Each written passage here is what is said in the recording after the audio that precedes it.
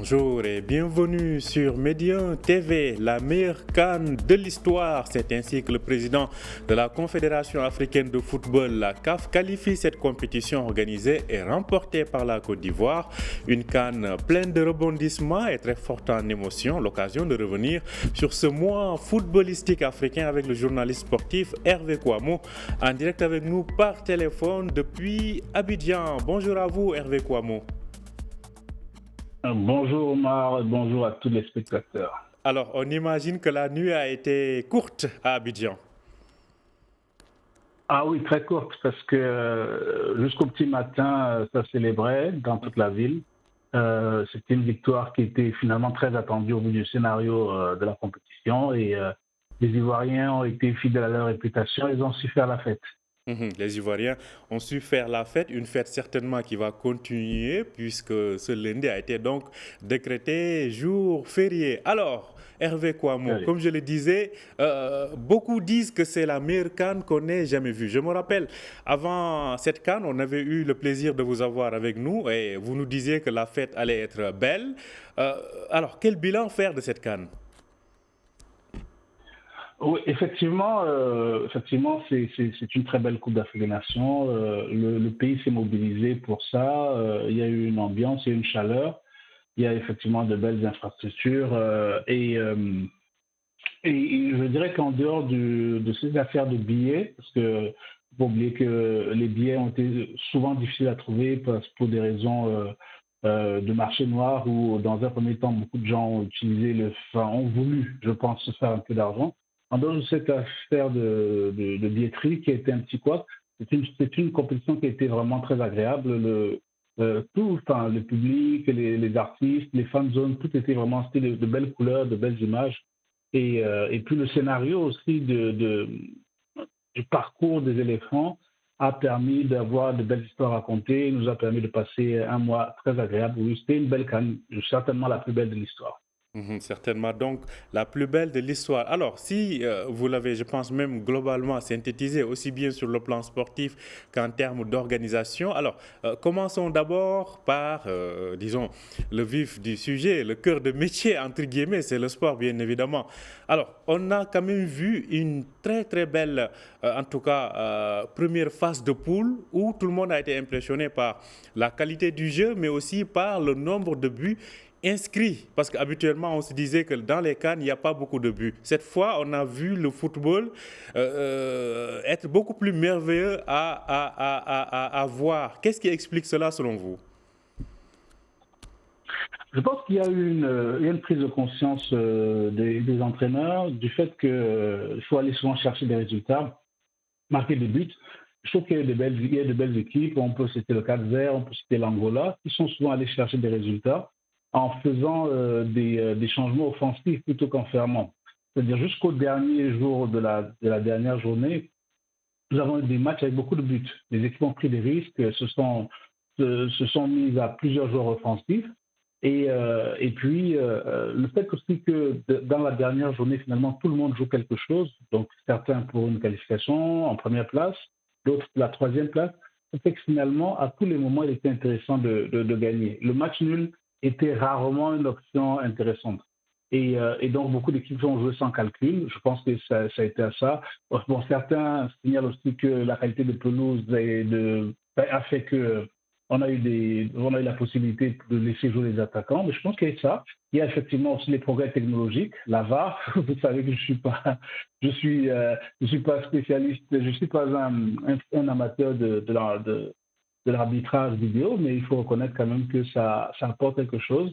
Ça fait que finalement, les joueurs ne font pas d'erreur. Et s'il y a une erreur, les arbitres ne font pas, les arbitres peuvent être corrigés s'il y a une erreur. Et je trouve que ça apporte de la qualité, ça apporte du jeu, je pense. Donc, comme pour je disais, on peut résumer ça dans de bonnes pelouses, une volonté des entraîneurs d'aller chercher un résultat plutôt que de le défendre. Et puis effectivement, les progrès technologiques qui permettent d'éviter toute erreur possible.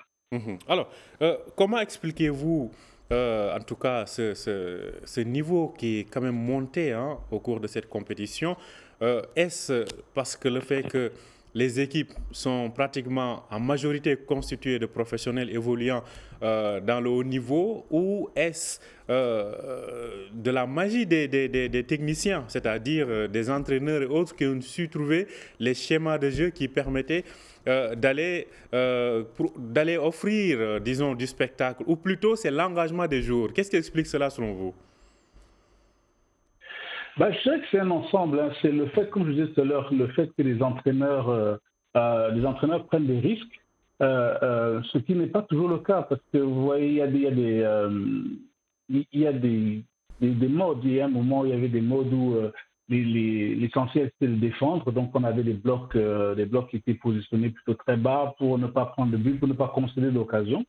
Mais là, je trouve que cette année, les entraîneurs ont pris des risques. Effectivement, sont allés chercher des résultats. Comme je vous parlais du match, je vous parlais de l'Angola tout à l'heure, qui, lors d'une de ces rencontres, a été en infériorité numérique et parti chercher quand même le résultat. C'est-à-dire qu'ils ont joué, ils étaient à 10, mais plutôt que de faire un remplacement en mettant plus de défenseurs, l'entraîneur a mis plutôt un attaquant. Et donc, au final, l'Angolais est parti chercher son résultat. Et donc, moi, je pense que c'est vraiment ce qui est important. C'était contre la Namibie, justement. Oui, contre la Namibie, ils sont à 0-0 et ils ont leur gardien qui est sorti, mais ils remplacent, c'est un milieu de terrain qui sort, c'est pas un attaquant. Habituellement, c'est l'inverse. Et donc, ça fait que rapidement, ils se retrouvent à marquer. Ils marquent à 10 contre 11. Et puis bon, après, au final, ils ont une très belle victoire. Donc, je pense qu'il y a de ça. Maintenant, les joueurs, effectivement, la plupart de nos joueurs jouent à l'étranger, mais il faut aussi signaler, par exemple, une très belle prestation d'une équipe sud-africaine constituée, et c'est vraiment un plaisir pour moi de le dire, c'est constitué, enfin, essentiellement à 100% de joueurs qui jouent dans son championnat, et encore une nouveauté de 100% de joueurs qui sont nés en Afrique du Sud. Donc, ça veut dire qu'en fait, quand on travaille, on peut obtenir des résultats, on peut obtenir des belles choses. Quand on travaille, on peut obtenir de bons résultats. C'est le cas en tout cas aussi d'équipes comme vous l'avez si bien dit, du Cap-Vert ou encore de la Guinée équatoriale qui ont fait de très bonnes impressions, qui ont laissé en tout cas de belles sensations au cours de cette CAN. Alors, il y a eu aussi des déceptions. J'imagine que là aussi, vous avez votre liste, Hervé Kouamouo. Oui, forcément, il y a eu des déceptions. La première, pour moi, c'est quand même l'Algérie, parce que c'est une équipe qui rentre dans le rang. Deuxième élimination au premier tour après celle du Cameroun.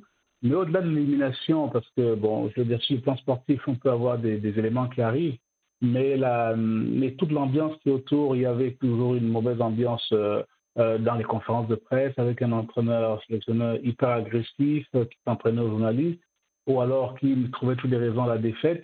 Et donc, ça ne laisse pas une bonne ambiance. Et je trouvais que c'était un petit peu dommage, parce que l'Algérie méritait mieux, l'Algérie pouvait faire mieux, mais là, on voit bien que dans ce contexte-là, ils ne sont pas remis à la fois de l'élimination de la Coupe du Monde 2022.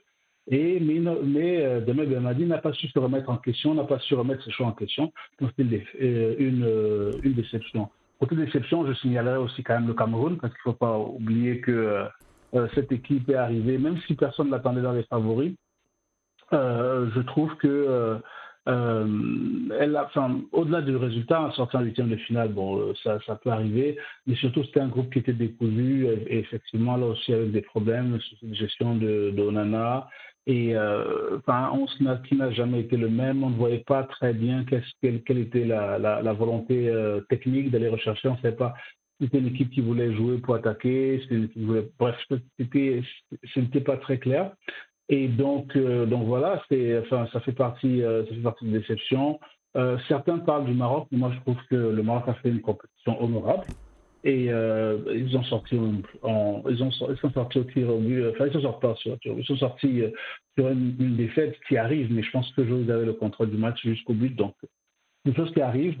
Et en tout cas, ils ont fait un bon premier tour. Donc non, je ne mets pas les deux équipes au même niveau. Donc pour moi, vraiment, l'Algérie, le Cameroun sont de très très grosses déceptions. Et il ne faut pas oublier évidemment le Ghana, qui lui aussi rentre dans le rang, n'a pas su renouveler. Et quand on sait que c'est quand même une des places fortes du football africain, le voir à ce point descendre, c'est douloureux même, j'allais dire. Et surtout, c'est que ces circonstances où, lors du dernier match, ils étaient qualifiés, ils n'avaient pas besoin de grand-chose. Et sur une erreur individuelle inexplicable, ils se sont fait rejoindre par le Mozambique. Donc voilà mes trois grosses déceptions. Alors, il est vrai qu'à chaque compétition, on parle de l'arbitrage aussi. Mais il semble que cette année, quand même, il y a une certaine une appréciation positive qui a été faite sur l'arbitrage, que ce soit sur le terrain qu'avec la VAR. Êtes-vous du même avis? Oui, l'arbitrage a été très bon cette année. Je trouve que le niveau des arbitres s'est élevé. Franchement, il n'y a pas eu de grosses fautes, il y a pas eu de grosses fautes dans l'ensemble. Hein. Vous savez, enfin, sur un tournoi, il y a toujours des choses sur lesquelles on peut discuter, mais dans l'ensemble, on peut dire que ça a été plutôt bien maîtrisé. Et effectivement, la VAR a apporté cet élément. Bon, moi, ce qui m'embête personnellement toujours avec la VAR, c'est le temps que ça prend. Mais nous sommes retrouvés dans une situation où il y a eu vraiment pour moi, ça a été un bon cru sur le plan arbitral et j'espère que ça va continuer. Et aucune équipe vraiment ne peut se plaindre logiquement d'une décision contestable d'arbitrage. Et donc voilà, je pense que c'est une belle initiative, c'est une belle chose. Et quand on ne parle pas beaucoup d'arbitrage, en général, c'est une bonne chose. Et là, je pense que vraiment cette année, très peu d'équipes ont pu parler d'arbitrage parce que l'arbitrage a été bon. L'arbitrage donc a été en tout cas jugé bon par la plupart des observateurs. Alors, il y a un autre aspect que vous avez évoqué, c'est en termes d'organisation. Au début, on s'est inquiété de ces stades presque vides alors que les billets étaient déjà vendus. Alors, selon vous, comment ce problème-là a été réglé au cours de cette compétition? Disons que c'était un gros problème. Je pense que le fait d'avoir d'abord voulu faire des billetteries électroniques a permis à certains j'allais dire, d'acheter des billets en gros pour espérer les revendre. Et bon, comme vous le savez, pour moi, la Coupe d'Afrique nationale n'est pas forcément la compétition qui est qui attire le plus de spectateurs en fonction du fait que les distances sont longues et que les billets d'avion sont chers. Mais on s'est rendu compte que même lors du match d'ouverture, le stade n'était pas plein alors qu'effectivement, on cherchait des billets qu'on ne trouvait pas. Je pense que la correction a été faite en essayant d'avoir des billets physiques pour qu'il y ait plus de possibilités de les avoir. Et donc, des points de vente ont été mis en place. Et malgré tout, juste à la fin, c'était très compliqué. Les gens ont beaucoup cherché ces billets. C'était même une sorte de jeu. Et est-ce que vous avez les billets? Où est-ce qu'on les trouve? Et je pense que la correction était d'avoir des billets physiques, des places physiques.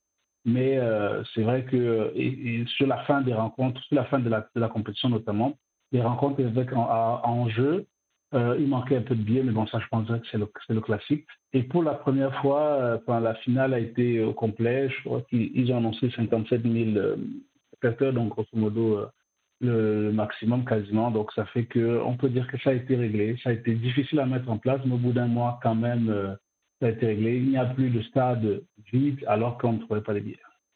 En tout cas, il y a aussi dans certaines villes où on laissait les gens entrer apparemment gratuitement au cours des matchs pour donc remplir les gradins. Alors, il y a toujours aussi ce débat qui revient entre entraîneurs locaux et entraîneurs étrangers. J'imagine que rien qu'à voir l'équipe de Côte d'Ivoire, le scénario ou le parcours de l'équipe ivoirienne, en tout cas, ce débat se pose plus que jamais. Hervé Kouamouo.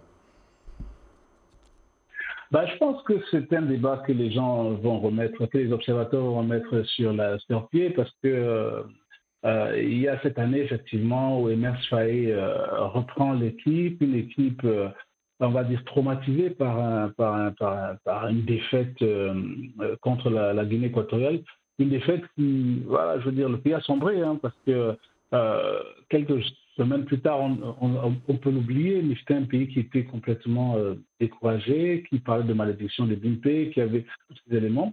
Et le groupe a su être remobilisé par Emers Faé, qui a fait des choix forts en retitularisant certains joueurs anciens, en créant un groupe commando pour aller chercher cette victoire, en apportant de la sérénité. Et alors que juste après la démission de Jean-Luc Gasset, l'entraîneur ivoirien, on avait choisi la fédération ivoirienne avait choisi de demander Hervé Renard, l'ancien sélectionneur, de venir. Lui, Hermès Faé est resté digne, droit dans ses bottes, a travaillé, a fait ses choix et finalement, il a été gagnant. Mais puisque vous en parlez, je signalerai quand même que depuis un moment, ce sont des sélectionneurs locaux qui remportent la Coupe d'Afrique des Nations, puisqu'en 2019, c'était Djamel Belmadi, en 2021, Aliou Cité, et là maintenant, Emer Soye. Donc on arrive à une génération où finalement les sélectionneurs la variété, il y a une vraie opposition de style maintenant entre les sélectionneurs d'origine du pays, même si on peut aussi remarquer que c'est souvent de ce qu'on traitait de binationaux, ceux qui sont des binationaux, et puis finalement ce qu'on appelait dans les années précédentes les sorciers blancs. Donc je pense qu'il y a aujourd'hui effectivement une compétence managériale africaine qui est en train de faire ses preuves. Et l'essentiel est que ça continue et qu'on arrive aussi à découvrir d'autres qui sortent du terreau même local et qu'on continue à faire progresser le football africain. En tout cas, c'est à suivre. Alors, bien évidemment, on ne pourra pas faire le bilan de cette CAN sans parler d'aspects liés à l'infrastructure. Il y a quand même des visages qui ont changé, c'est-à-dire des images où on voyait d'excellentes pelouses durant toute cette CAN et des infrastructures bien entretenues.